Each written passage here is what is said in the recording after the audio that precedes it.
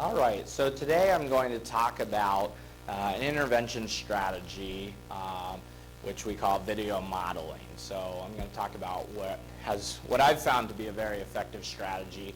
And I'm going to focus more on how it's been an effective strategy with students who have ASD, or better known as autism spectrum disorder. So I first want to start, rewind to 2008, July 1, my first day on the job as an administrator. And I had a voicemail from a parent, a very direct parent, that said, I hope that you're the new person that can actually figure out how to help my child get into the classroom, because the first 3 administrators before you have not figured this out. And so I sent an email right away asking about this student. And I was told that this was a child who had autism, a very intense case. 12-year-old boy at this time, about 6'1", and was very physical. And so as I did a little more investigation, I was told that he did very well at home, he did very well in the car, he did very well in the classroom, but getting him from the car to the classroom every morning was the biggest challenge. And so as I did some investigation, I found out that the strategy for the last 2 years was to send a one-on-one assistant into the car and to wrestle him out of the car and down the hallway. So I knew that probably was not the strategy that we wanted to look at. So I thought back to some of my own training, and one intervention that I'd learned about the previous year was video modeling. And so I thought, how can I bring this to maybe help with the situation? So what is video modeling?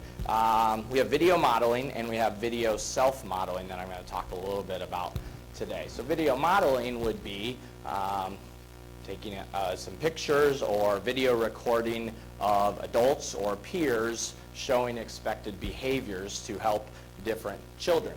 Video self-modeling, which has been found to be even more effective, is using that actual child in the video to show them their own expected behaviors. So if we talk about that more effective strategy of video self-modeling, there are really 2 main categories. The first category we call positive self-review.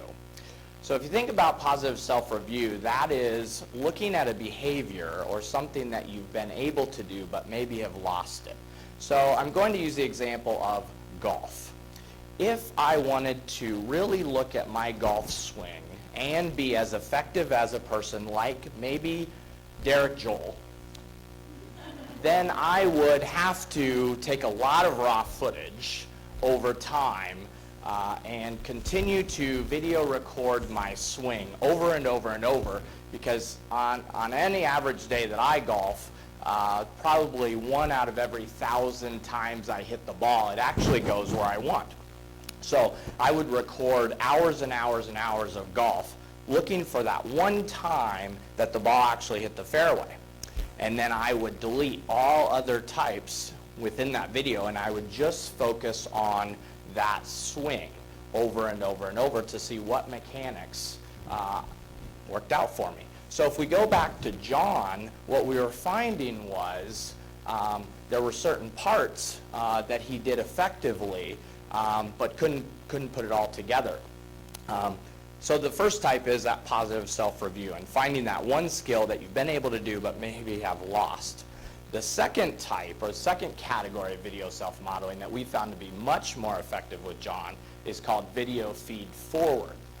Video feed forward is you can do different parts of the sequence, you just can't put them all together.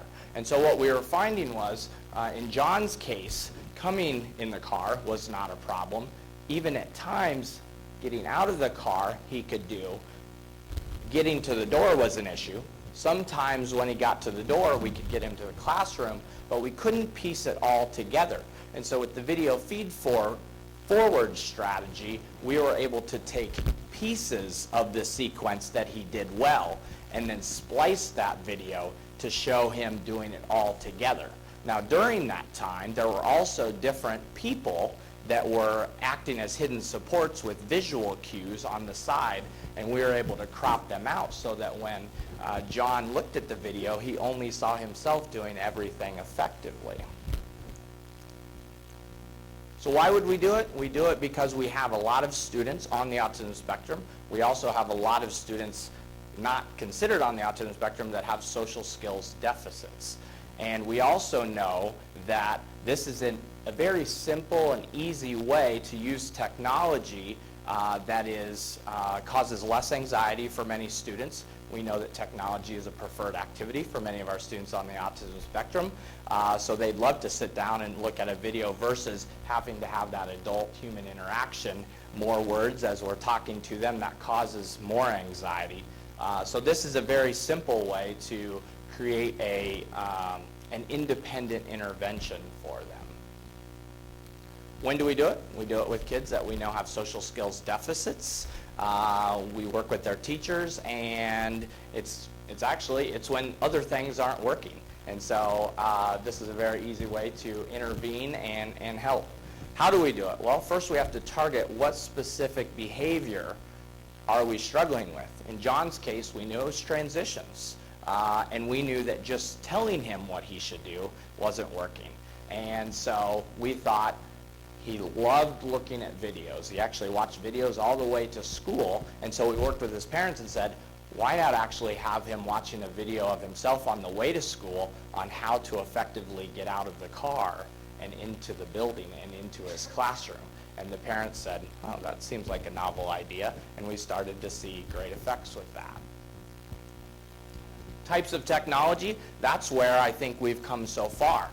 That was in 2008. I had to go down to the library and get our little digital recorder that there were only 3 in the classroom, or 3 in the school. So I had to check that out. That was a big deal because people like to use them. And just the capability of me to have that ready to go, to work through the video, this big digital camera. Now, I've got my handheld device at any time. I can pull out my smartphone, I can use an iPad, I can use an iTouch. It's very easy to create videos and splice them and delete and add. If you were to get on your app store right now on your smartphone and type in social skills instruction, you're going to find 800 to 900 different apps, usually a small fee, to create a social skills lesson. That may already be done for you at different ages of kids. You may also see that you can customize it. I wish that would have been around when I was trying to create this intervention. Is it only for ASD kids?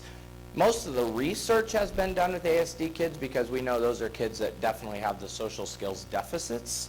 However, two times that I've used it, we're starting to use in the PBIS schools as we're trying to show throughout the schools, throughout the classroom, the lunchroom, the hallway, of what are expected behaviors, and who better to show expected behaviors than the actual kids that we are asking to show those behaviors. And so we've started using some video modeling with that. The other time that you've probably used some video modeling or seen video modeling is when we ask teachers to videotape or record themselves. And why do we do that? Because we feel that that's an effective strategy for them to actually see what's going on in their classroom, and if they want to make tweaks. Nobody really likes to do that. And research-based, Scott Bellini is the conference I went to. Has a lot of materials out there about effective video modeling and video self-modeling. And what they've found is in most studies, the video self-modeling is a moderate to high effect of increasing social skills instruction to those students. So hopefully this is a simple and easy and quick intervention that you might be able to use with other students in your schools and classrooms to increase social awareness and social skills deficits. Thank you.